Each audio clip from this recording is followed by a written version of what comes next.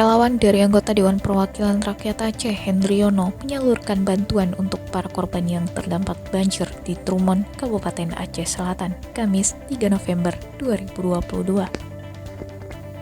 Rombongan dipimpin Musliadi dengan turut didampingi pengusaha asal Trumon Suhaida itu diterima langsung oleh Kepala Dinas Sosial Aceh Selatan Junaidi SP di posko bantuan di Trumon Tengah. Musliadi berharap bantuan tersebut dapat bermanfaat dan juga dapat memenuhi kebutuhan rumah tangga bagi masyarakat terdampak banjir di wilayah Trumon, Trumon Tengah, dan Trumon Timur. Secara terpisah, Hendriono juga berharap agar masyarakat yang terdampak banjir dapat diberikan kesabaran dalam menghadapi bencana alam tersebut dan tetap terus waspada dan tidak panik.